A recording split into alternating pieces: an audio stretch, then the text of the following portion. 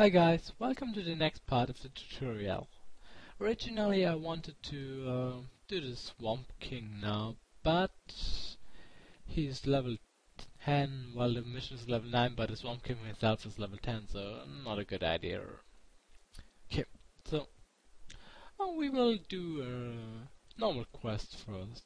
A normal mission, repetitive mission. Let's take this one. It has a dream in it, that's nice. Okay. Now we've got a mission, Winding Road. There's some hide which is randomized. Read those, they're always important. While they're always giving some kind of nice tidbits of information, except when they give some kind of puns. Sometimes they do. Basically, because I haven't watched what can spawn, I'm just taking 2 infantry currently. Because there will be a lot of infantry and almost no ranged, while there's the Blood Canelia there, but it's immobile and does not do all too much damage to the Dreamlord, which can kill it in a few seconds. Well, I will show you a technique to kill the Canelias with infantry and the Dreamlord. Okay, now Dreamlord moves in to those hot-tempered swamp grounds. They apparently got even a crit chance and no slow on them like those lazy swamp grounds. Moving around again, hitting a little bit. Just the usual kiting technique, because you can even kite around your infantry. Not necessary here, but I just wanted to show you it. So, first unit down, next one. Venomous Vermin. This is actually quite a strong enemy. He can stun one target for 2 seconds every 10 seconds. It's mean.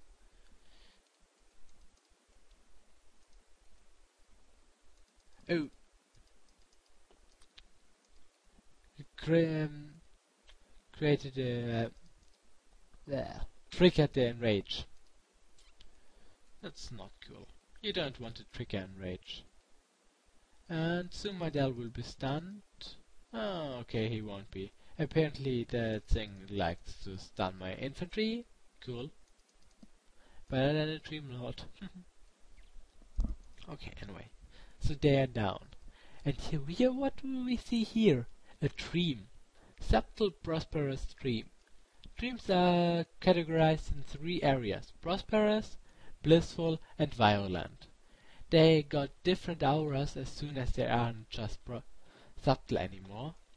Prosperous dreams got an aura which silences your units around it. Blissful dream got an aura which heals enemies, so it heals the other nightmares. Oops, pulled aggro again. Should be a bit more careful.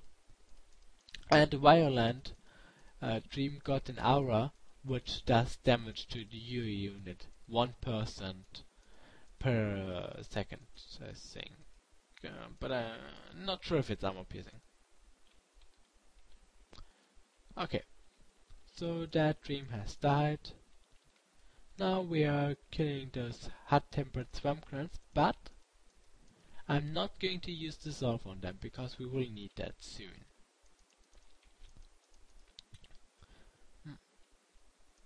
Okay, so just killing them.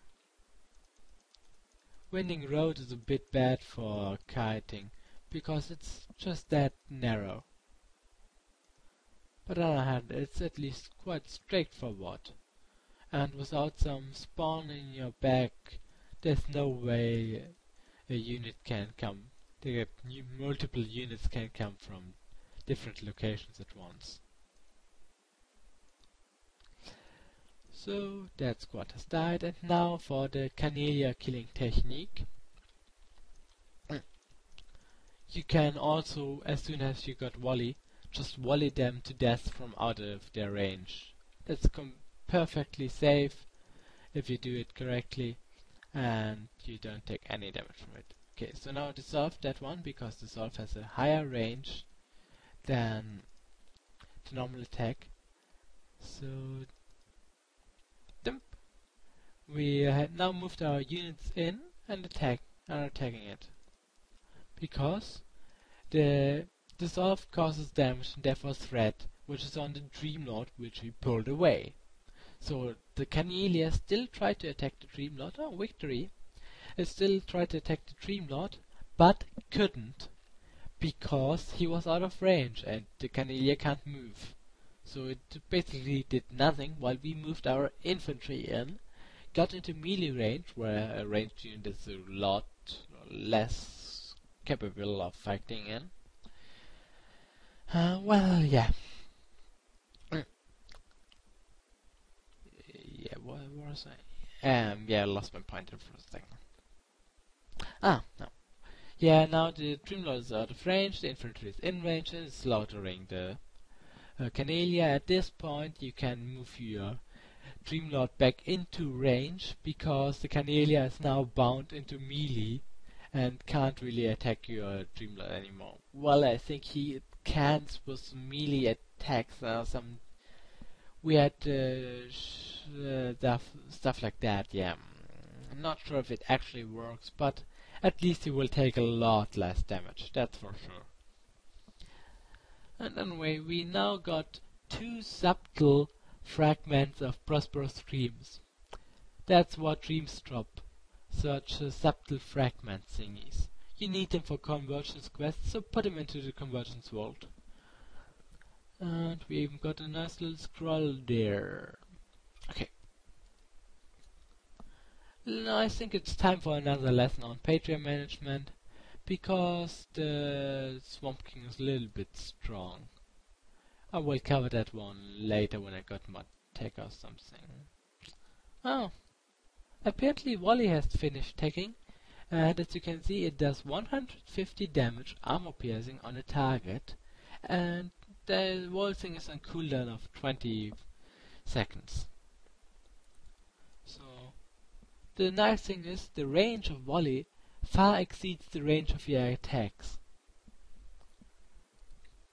So it isn't just a small measly damage buff, but it can be used for long range kiting or pulling or other fun stuff like that. Or killing some enemy ranged while out of range of their attacks, like Canelias.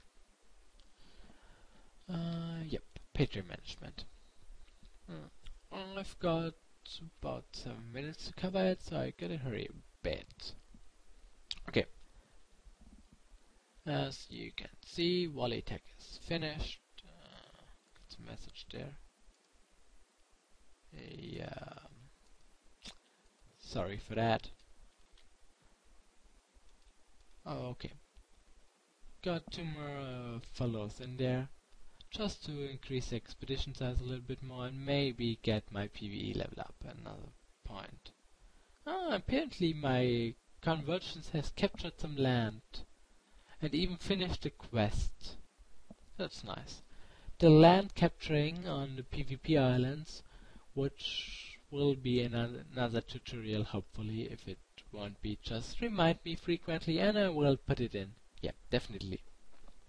Anyway, it's a 4% efficiency bonus because we got a level 8 of that bonus. The more land you have, the higher the level, and the maximum is a 5% bonus. It is basically a bonus in every output. So now for the medical building. There we can research support units like the breacher. He breaches stuff and got a revive skill, the most important, most useful skill of the Covenant. And then he also got the Vigor of the Faithful, which regenerates HP and morale of a target, and Testudo, which gives the target bonus armor. Okay. So, well, I think I should show you some nice little function. I apparently have 50,000 tribute currently because of the open beta thingy phase we are currently in. Later on you got to actually buy the tribute, and what can you do with it? You can, for example, convert those who becoming followers into real followers right now. Okay, I've got 8 non-believers in the queue. I'm going to convert 7 of them. Every single one will cost 25, so if I convert 7, that will cost me 175 tribute. A very good use of tribute. Gives you a nice starting boost. Can allow you to replace your losers quickly. And yeah, overall a good idea. Oh, forgot to start attack there. Now after volley is done, the decision is either to research charge if you want to PvP, or to research defensive stance if you want to focus more on PvE. I've decided to go with PvE for now, because of the tutorial thingy. Oh. There's nothing wrong with PvPing right from the start. And especially since PvP at the beginning provides a huge boost of soul shots compared to PvE. Later on it shifts a bit more in the favor of PvE, like a lot. And yeah. Oops, misclick there. Back to the page, to browser part, which you can actually open in your browser, but I can't show you footage of that because my recording tool is a little bit stupid and cannot record games. Yep, sorry. Okay, so toggle stockpile opens the stockpile. Now we got some users items, which we will track down here into the dissolve slots for the dissolve into gnosis. Gnosis, or however you want to pronounce it. I'm going to pull all those users items in there, and yeah, if you aren't in a good conversions, you can also just pull all those formulas and drag them down there and dissolve them. Then I will take another 50 or something soul shards because, yeah, just so I've got a good stack still there, but still enough for the queue to be still filled. You always want to have the queue filled, but not exceeded by too much, except if you go to sleep or something. Or in my case, plan to buy some more followers with tribute soon. As you can see, there's a huge difference in the attack speed. We got 900 per hour with 40 workers in, but only 120 per hour with 10 in, because the progression is not linear. The closer you get to ideal workers, the more points per follower, the more research points per added follower you get, and as soon as you exceed it, the efficiency whatever is quickly diminishing and then starts building up again. Another thing which is worth pointing out is the army recruits thingy. 1/6 of your followers will automatically become army recruits, and to account for that, the housing size has recently be increased from 5 followers per house into 6. So you can get a lot more followers for no extra cost, and apparently the gnosis per follower cost has also been adjusted. Like here, 200 gnosis and 35 are in the queue. Well, I want 25 of them because I want to quickly fill that building there. Okay, now I've got to, oops, misclick there, sorry. Anyway, the 15-minute mark is reached, so the next part will be in the next tutorial. See you then!